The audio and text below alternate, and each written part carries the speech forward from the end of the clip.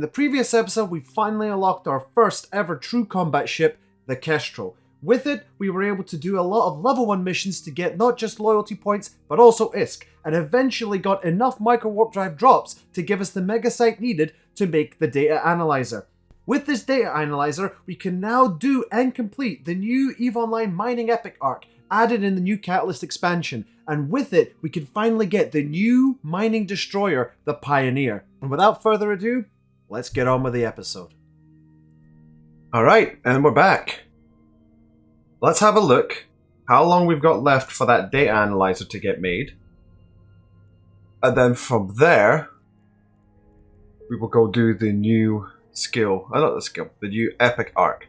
And get a Pioneer destroyer. Nice! So we have the data analyzer. This is huge. That'll go in here. And I guess we're going to... Did I spell that right? Kisco? Oh. How do I spell Kisco? This though. Now that the data analyzer has finished construction, we can now finally go and do the new epic arc. And from what I've been told, I don't really know how long the epic arc is going to be or what is going to be required of me, but I have been told that you would need a micro warp drive, a data analyzer, and some sort of mining ship, such as the Venture. In any case, with everything finally gathered, we're ready to finally do this new epic arc. Ah, nice, a cerebral booster. I'll need to trash this when I get that, unfortunately. Same with this. Just like I said in previous episodes, I will be trashing any gifts of ships that I'll be getting, whether it be from the daily starter gifts that we have for being a new player, or whether it be any kind of event ships that we get. I don't want to make things too easy for myself. I'd rather get the blueprints first, mine the minerals, and actually make the ship as if it was my own. Alright, here we are. Kisco. I have to do the mining epic arc. Hey, it's that guy! Right, mining chip scanner has to come off. Data analyzer goes on instead. 500,000 and a Pioneer? Damn. Now, I just want to put on a little bit of my opinions on this epic arc already. The fact that we are getting the Pioneer as the reward for the first part of the mission is a little bit of a suspicious to me. The previous epic arcs that I have done have been the obvious new player, epic arcs that everyone knows of, the Bloodstained Stars, but I've also done the Caldari epic arc, which is the Penumbra one, and I've also done the Galente one, which is the Syndication, and these epic arcs take so long. They are spread across multiple missions that make you go from anywhere from high sec to low sec to null sec, and the rewards that they give you are some of the best things that you can ever get.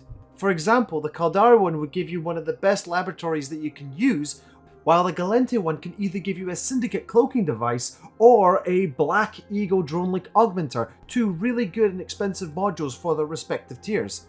So the fact that we're already getting the Pioneer for completing the first mission, it's not really a good look for it to be called an epic arc.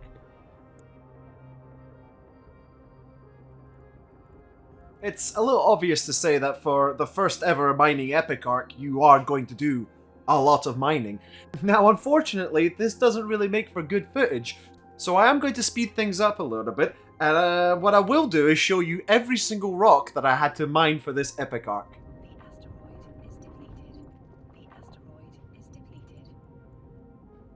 Ooh. Oh, that's spooky.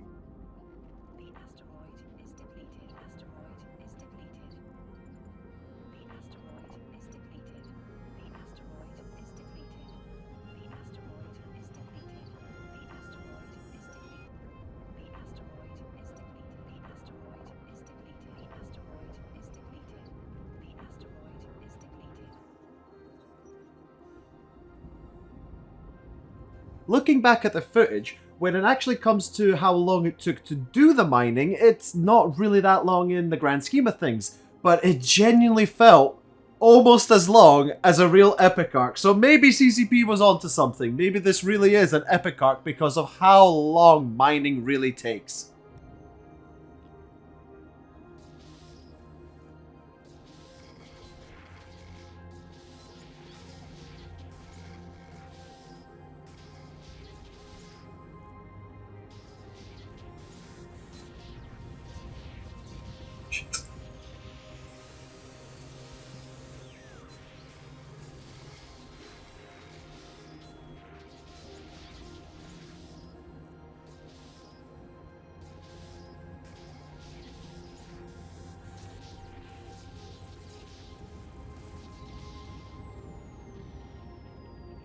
And that's it. That is the only reason we needed this data analyzer, to do one hacking minigame to get some data to continue on to the next mission. We had spent so long doing missions and looting enemy wrecks just to get the mega site needed to make it, and it's over in a flash. However, this is still good for us. Now that we have a data analyzer, we can do data sites that we can find by scanning them down. However, to do that first, we will need to get a probe launcher and some probes, but that will be for a later time. Back we go. It's not really an epic arc, is it, you know? I think with this ISK, we should invest in... How much is a probe core scanner? 600,000. Yeah, we'll get one of these. These are cheap. 5 million! 5 million! Oh my god, and they require not... Oh, well, Noxium's not so bad, but... Oh, it's a little bit annoying. Like, it's really annoying. It's not a little bit, it's really annoying. And you get one! One! Now, there's a good reason for me to be annoyed here, is the actual launcher itself is only 600,000 ISK, but for the blueprint original for the probes, that's 5 million ISK. That's more expensive than a T1 frigate. This is going to be a big hurdle to go over, because this effectively locks me out from doing any kind of scanning, whether it be for wormholes, whether it be for data and relic sites, and even combat sites. So this is going to be another goal that we'll have to achieve in the future once we get enough liquid ISK to afford the blueprint original.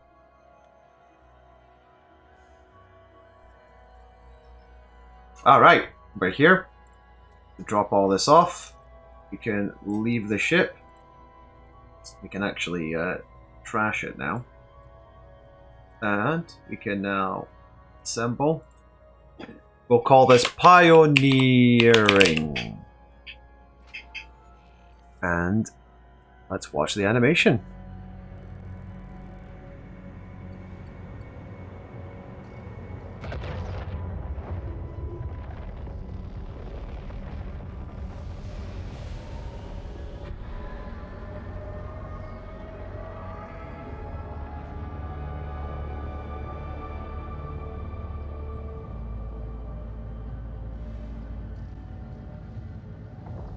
What a cool ship.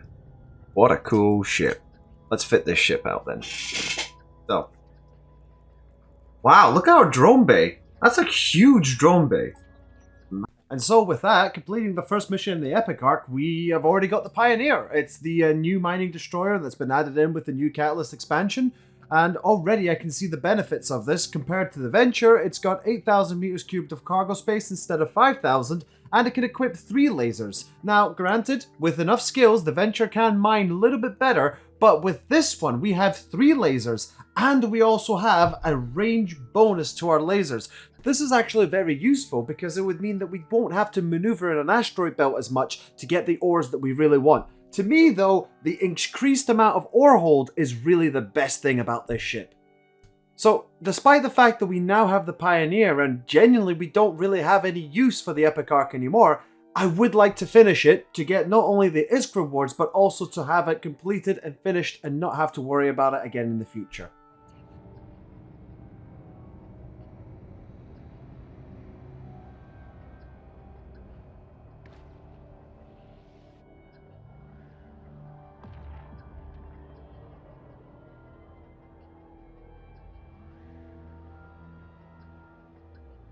I'm starting to see a running theme with this mining Epic Arc. There is even more mining to do, but everything is so far apart that this is why the micro warp drive was recommended.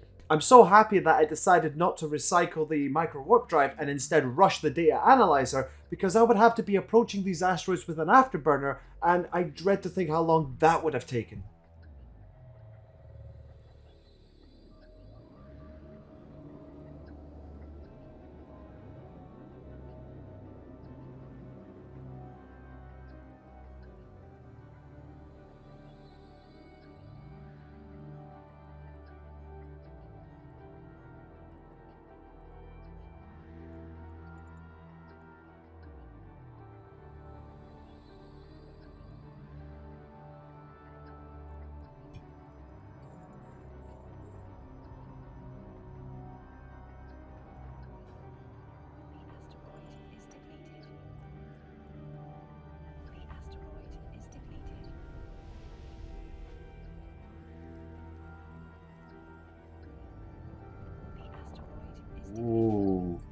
Fancy ship.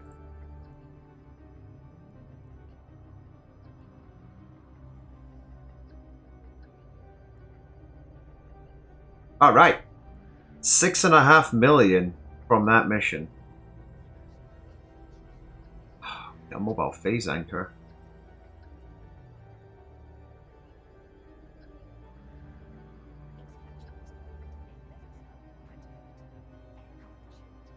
Oh, I need a data analyzer. Oh, I've left that back. So, in my excitement to finally get the Pioneer, I had decided to ship the Venture back home while also coming back in an Ibis with all the fittings I would need for the Pioneer and just fitting it out there at the station where I got it. Unfortunately, one of the things that I went and sent back home was the data analyzer. For this next mission, I need to use it again, and I need to now go all the way back home to get the data analyzer and equip it on the Pioneer.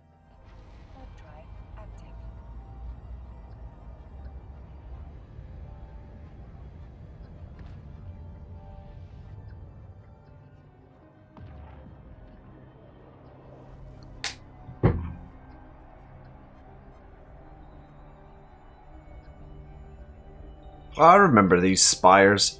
They were used a lot during the Abyssal, expansion.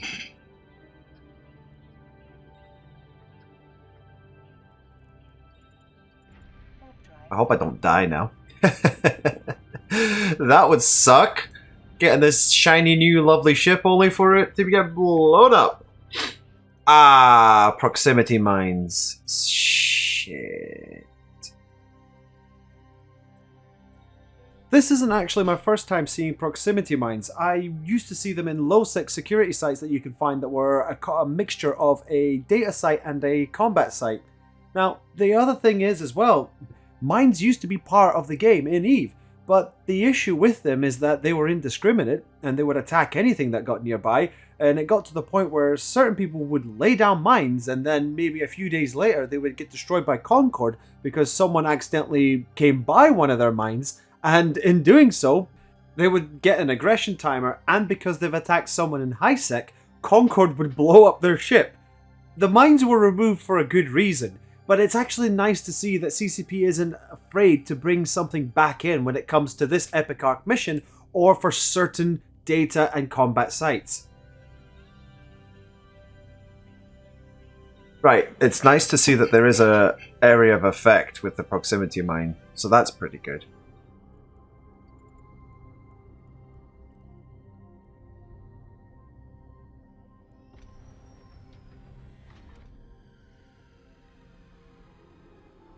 Oh, I have to choose. I'm going to transmit the data.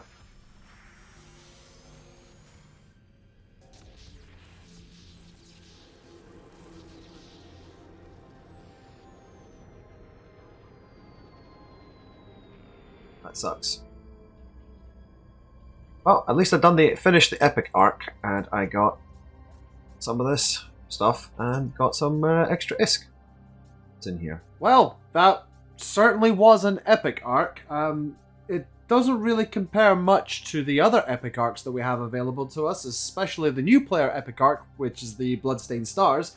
However, what it has done for us is it's given us a new mining ship, the Pioneer, and it also gave us 9 million ISK, which is vital for us because we really do struggle with making liquid ISK. Since we can't sell anything on the market to other players, one of the easiest ways that we could have made ISK was either by mining ore or selling off NPC loot, but we can't really do that. So the only way that we can right now make money is from bounties from NPCs, missions, and selling trade goods to NPC sell orders. Whatever the case, this Epic Arc has massively increased the amount of ISK that we have to play with, which in turn can allow us to either go for a new ship, such as a destroyer, or continue on expanding the module blueprints that we have so that we can do more activities. I feel that this Epic Arc is just too short to be called an Epic Arc, and the way that it's been structured with the text boxes and you constantly speaking to one person and another person in private comms, it feels like there was supposed to be some kind of voice acting to it, similar to the new player experience, but it was a bit rushed and more looked like a tech demo to show off the new Odysseus, the new Outrider, and also to show the effects of the phase fields. It's cool, but it feels more like a tech demo than anything else. In any case, we have the mining ship now, and we're up 9 million ISK, so our options have massively opened up compared to before. Right, so that epic arc gave us quite a lot of ISK, like a lot of ISK. So, what we're going to do with this is we are going to do something silly. A lot of the stuff that I want to do hangs on the balance of whether or not I can print out cheap ventures. Now, we might go to Outer Ring. I think our best course of action that we should do right now is we should get a Condor blueprint, get some of these warp core stabilizers, and I don't think we can manufacture micro warp drives. Oh no, we can! Right. This is the plan. We get a Condor. We get some warp core stabilizers. And we get some nanofibers. We then go to Outer Ring, buy a Venture BPO from the Ore NPC trader, and then get back. And once we have that Venture blueprint, we can print out as many Ventures as we need, and we can mine all the stuff that we need in null-sec. Because we are going to need a crap ton of Isogen and a crap ton of Noxium. Here's the plan. A lot of stuff in EVE is designed in a way that you have to take in the risk and the reward. For example, high-sec has the lowest risk, and as such the reward isn't the best. Then you've got low-sec, which has a higher level of risk, but the reward is much higher. Some people will argue that low-sec is even more riskier than some of the other areas of space, and that the reward is not that great. CCP has done their best to try and introduce more players into low-sec, whether it be the Fleet Warfare updates or this current Catalyst expansion with the new phase field array mining sites. Then you've also got null-sec, which is supposed to have the highest risk and the highest reward. You could also say the same with wormhole space, but in my honest opinion, I feel like CCP has not really been doing any favors to wormhole space, so that's a completely different area. I will let you look at this lovely chart that the EVE community has made, talking about all the different areas of space. So my plan going forward is I will need a steady supply of Venture frigates. Now, because I've restricted myself to only allowing to get one Venture frigate from the career missions, I need to be able to get a blueprint and actually construct the frigates themselves. There is only one problem with that. The only way to get a Venture blueprint from an NPC seller is to go to null-sec. More specifically, to go to Outer Ring. This is where the Ore NPC station is, where they have the NPC trade orders that sell a blueprint original.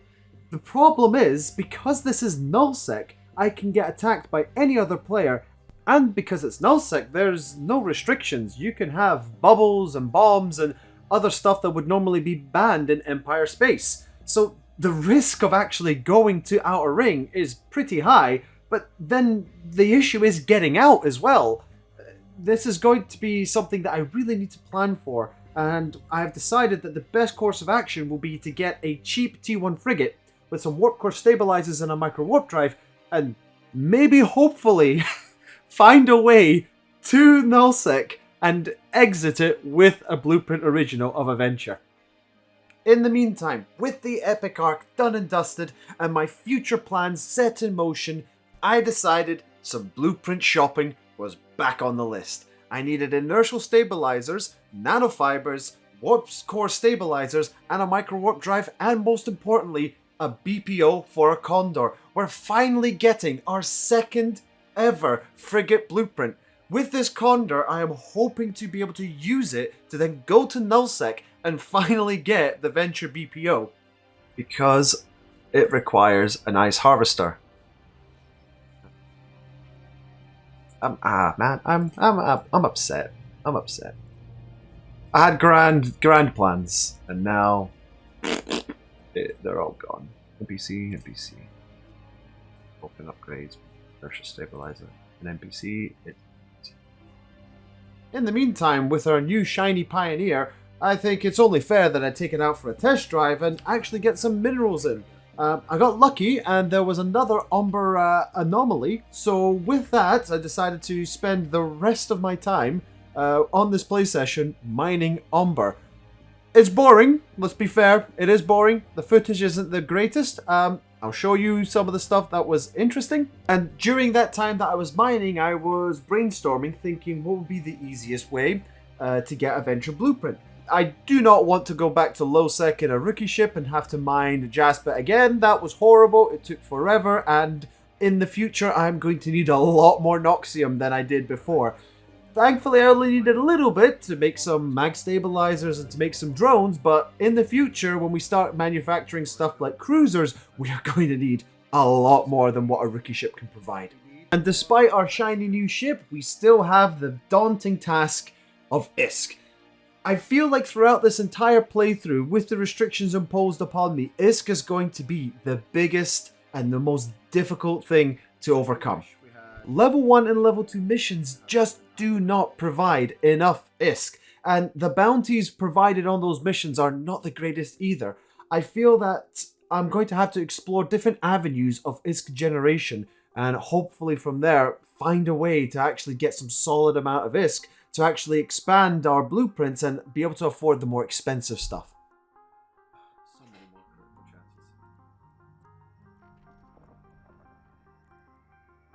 Yes! I can make ice harvesting drones!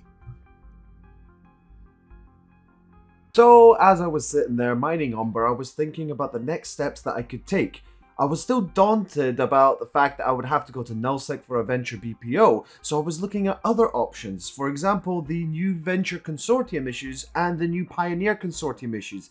These were faction versions of the regular mining frigate and destroyer respectively, but they would have more hit points, they would have a higher critical chance, and they would have a higher ore bay.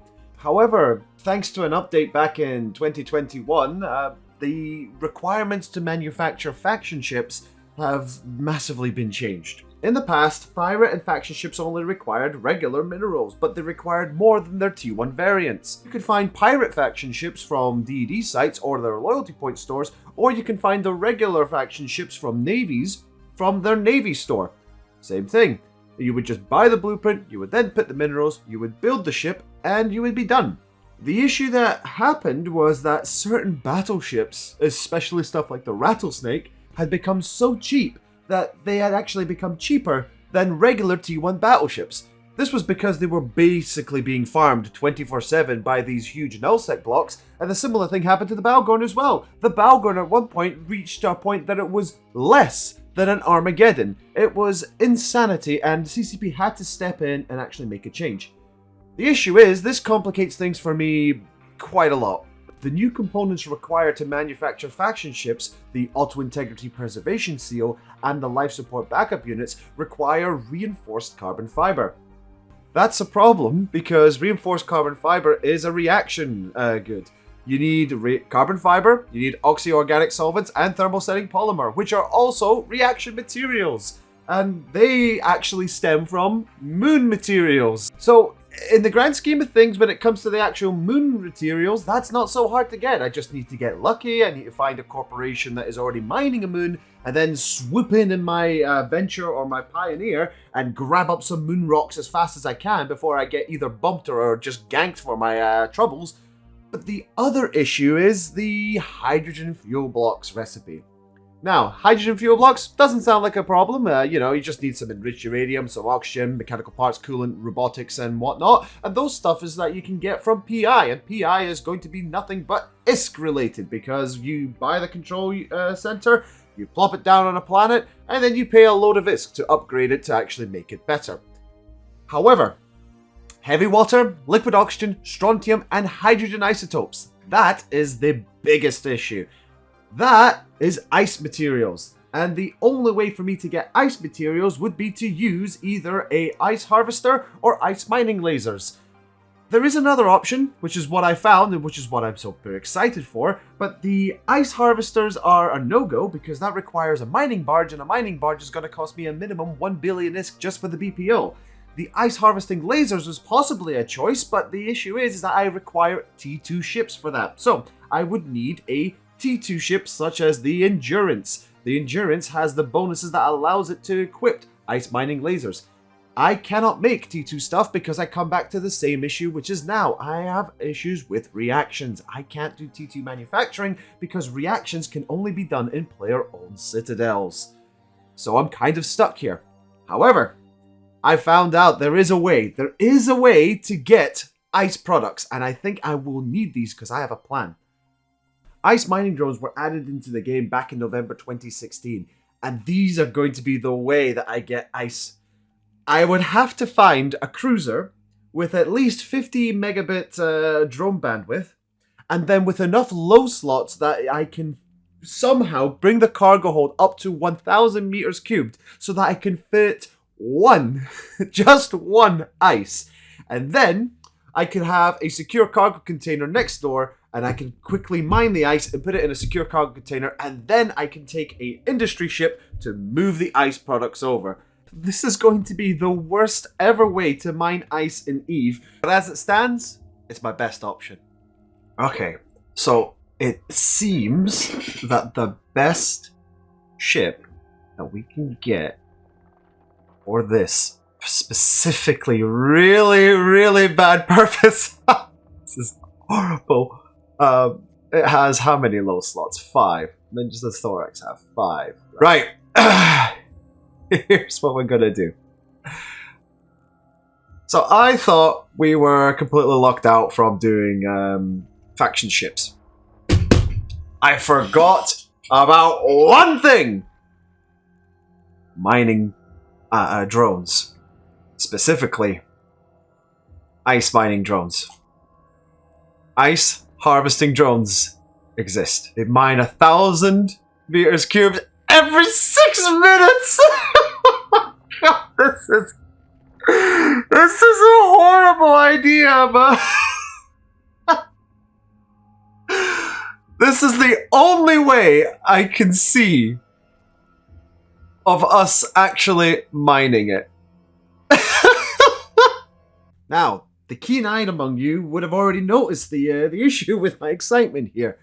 Even though I can then mine the ice products and use them to make the hydrogen fuel blocks, I still can't do the reactions. That requires a player-owned citadel, which would break the rule set that I had set out for myself.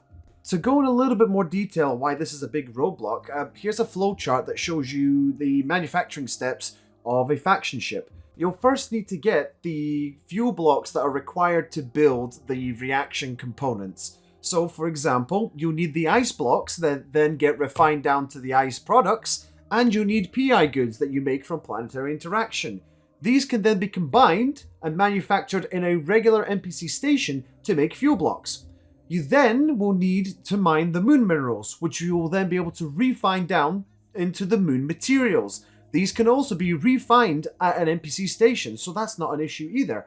The biggest problem is when you start making the reaction goods. The reaction goods can only be done in a player-owned refinery. Now, this flowchart is oversimplifying things. There's a lot of different reaction goods. You've got simple, intermediate, and then you have the reaction products. But what we're talking about in this stage is taking some simple reactions and turning them into the ship components needed to make the faction ship. These components can then be manufactured in an NPC station, and once you've got them, you can then take regular minerals, a blueprint copy, and you can make yourself a faction ship. Because of this update that CCP introduced, we have a step that requires a player-owned refinery, and as such, for the foreseeable future, all faction ships are locked for us. However, I had naively thought that I could use a really old legacy item, player-owned structures, or POSes for short. The EVE community has so many jokes about the fact that POS code has been in the game for so long that removing them from the game would cause the entire game to collapse on itself and never work again.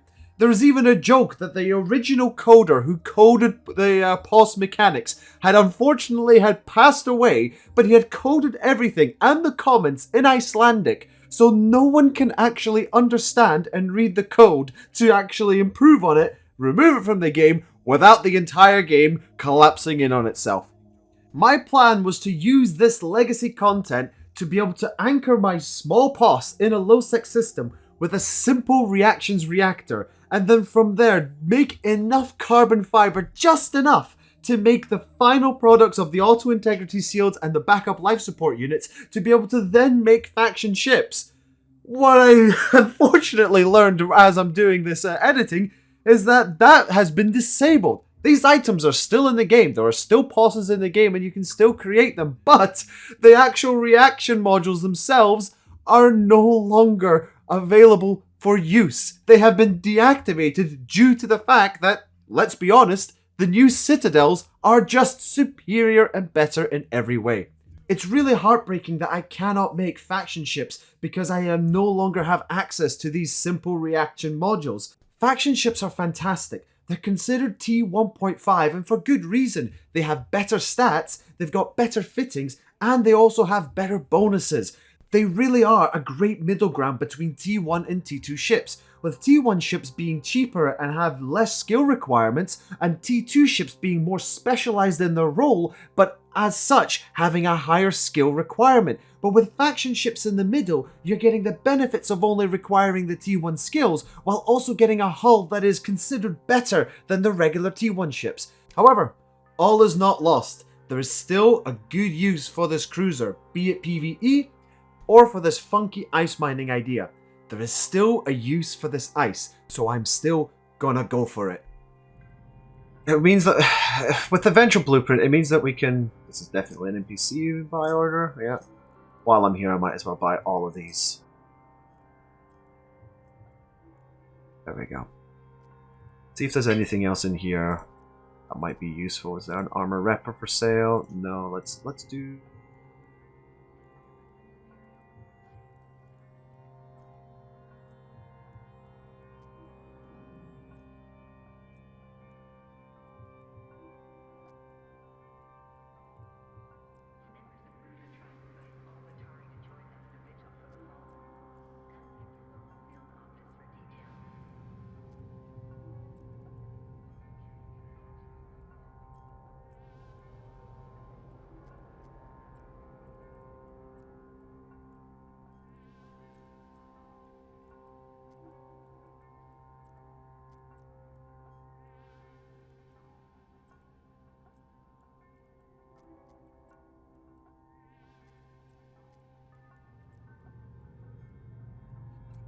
So, to make this,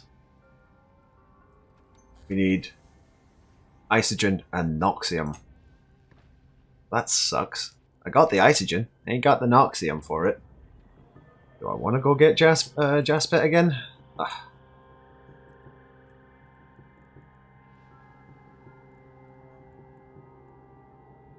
Docking permission requested. Gonna go back here and we're gonna pick up all our Isogen that we can, fit in the hold. Ferry it over, come back, pick up the remaining Isogen and Pyrite, ferry it over.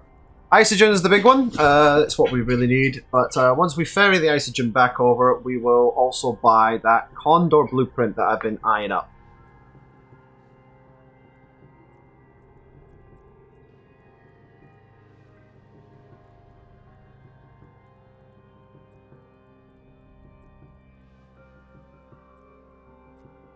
Look at that!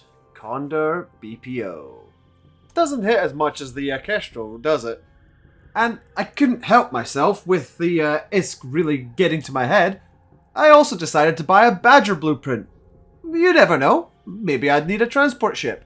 I told you my shoes are expensive and painful. So get some good cheap ones. Alright. Condor cooking. What we need as well is... Have a look at the fittings. We've got 2 low power slots, so... I'm going to make an inertial stabilizer.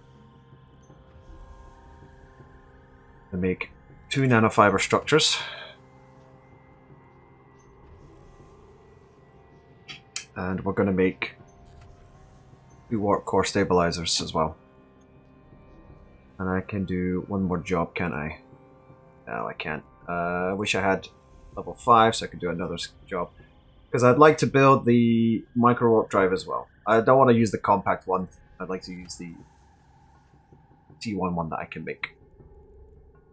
I also decided to buy a Badger blueprint. This would be good to doing distribution missions, because I've learned that distribution missions are the ones that give you the most amount of money. And if you build a Badger, you can outfit it in to hold all the stuff that you would need, and also not be super slow. So, gotta take a break. I am hungry. Gotta go get some food. I think I'll do some combat missions in the Kestrel. We can get some more loot. And that's the end of the episode. We've done quite a lot. We've finally finished the Epic Arc, unlocked the new Pioneer Destroyer, and with completing the Epic Arc, we got 9 million ISK. That 9 million ISK allowed us to not only buy a Condor blueprint, but also allowed us to buy a Badger blueprint and a whole host of other blueprints that will be required to outfit not just the Badger, but also the Condor. With that, we now have a ship that can relatively safely reach the Outer Ring stations and hopefully be able to buy a blueprint for a venture, and then maybe, if we're really lucky, make our way back to high-sec to then finally have a BPO of a venture so we can print out as many as we need. Also in this episode, the most important thing out of everything was the fact that we were able to brainstorm the next steps to take in this account. Because I now have the Pioneer as a mining destroyer, I don't really have to worry much about any type of high-sec mining. So the idea now that after we get the venture blueprints is to go forward and to get a cruiser blueprint. The reason this is important is because a cruiser blueprint will not only allow us to do even higher tier missions in higher tier sites, but it would also give us a chance to actually do the ice mining that is required for a very specific item that only needs one little bit from those ice products to be manufactured. And this is going to tie into one of the exceptions that I have given myself at the very, very beginning of this account. So now we have a goal, and with that, I can actually focus on getting the ISK and the materials required to not only get a cruiser blueprint, but also get the materials to build said cruisers. In any case, thank you so much for watching, and I'll see you next time.